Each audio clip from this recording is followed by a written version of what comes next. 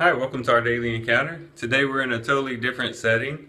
I had a little bit of time to spare, happened to be in town, so I'm actually at the church that I preach at regularly, and this is kind of what it looks like, in case you're wondering. And so I thought we'd just do a devotion here. Today we're going to be in Mark chapter 10 and verse 45, which is considered to be the key verse in the Gospel of Mark. And I think as we look at it today and consider it today, we'll see that to be the case. Because it really does sum up in a nutshell what the Gospel of Mark is all about. Because if you basically wanted to sum up all the Gospel of Mark into two words, it would be the servant king, or the servant king. And that's exactly what Jesus is depicted as in the Gospel of Mark. You know, each of the Gospels, as we looked at last year when we went through the Gospels, each of them have kind of their own expression of who Christ is. And with Matthew, we see Christ as the king. In Mark, the servant king. In Luke, we see him as the Son of Man, as human, very human. And then in John, we see him as the Son of God. But Mark chapter 10 and verse 45 really shows the essence of the Gospel of Mark and its depiction of Jesus when it says, "For even the Son of Man did not come to be served, but to serve, and to give his life for a ransom for many." And as we've been reading so far, and we haven't even gotten all the way through the book, you can tell already that, you know, Jesus' ministry here is all about serving other people.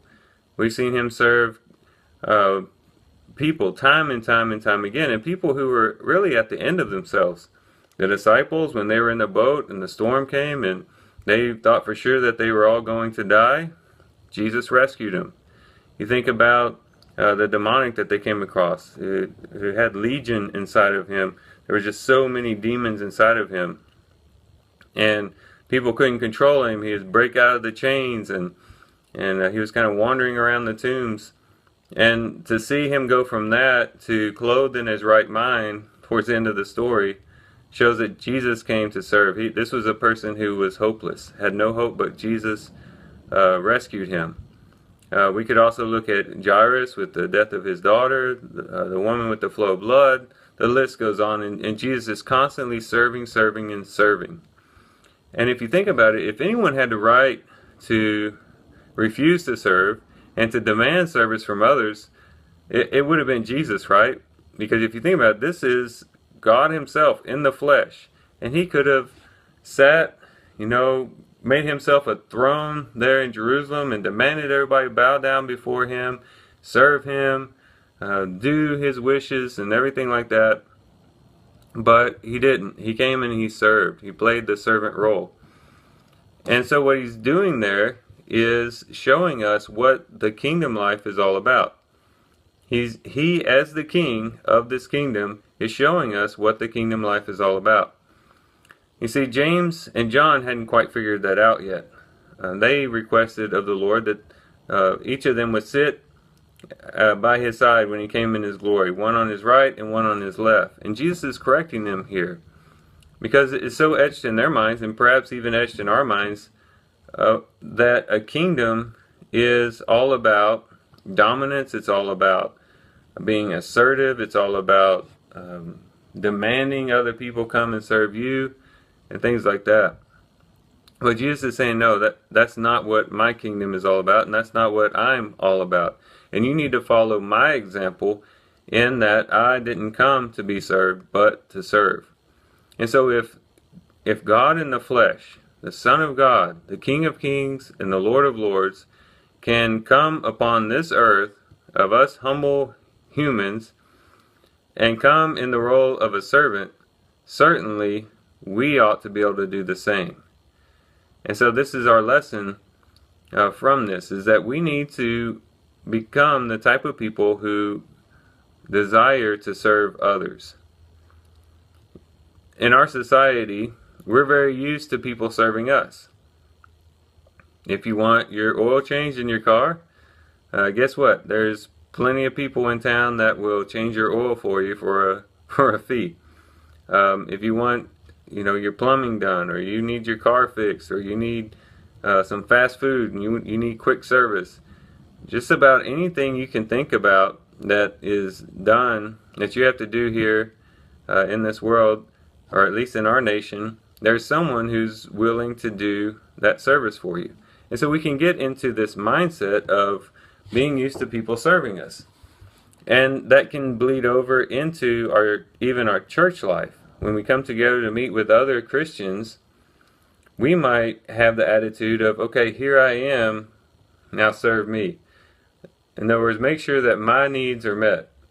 And if something goes wrong, if the preacher doesn't preach exactly the way that we thought that he should, or if the worship service was a little bit off, or whatever, you name it, if something wasn't right and we leave feeling like our needs weren't met, we might become despondent, we might become discouraged, and leave really with our heads down.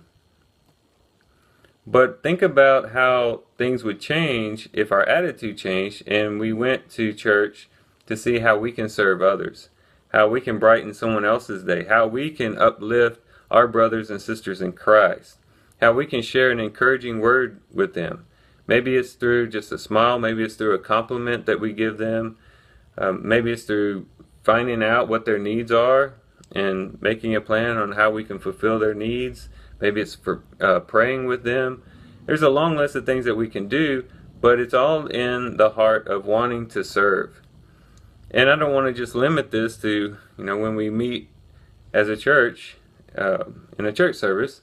This should be our attitude all week long. Looking for opportunities to serve, and not just our brothers and sisters in Christ, but serving everybody that we come into contact with.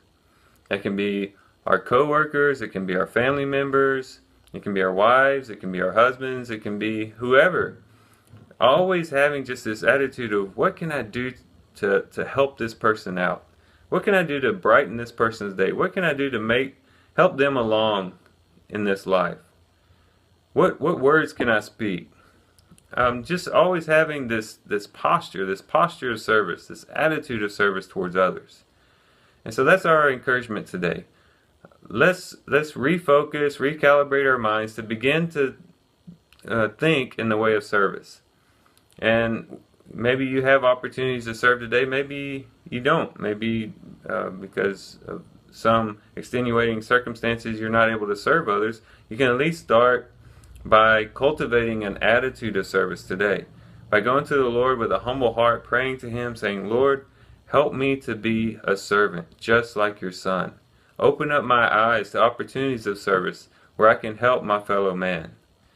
And see if it doesn't change your outlook and your perspective.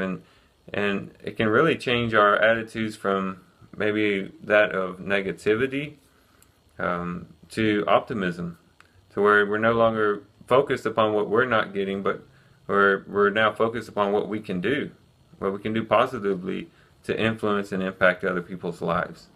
Well, thank you guys for listening in today. I hope you guys have a great day. Love you guys. God bless.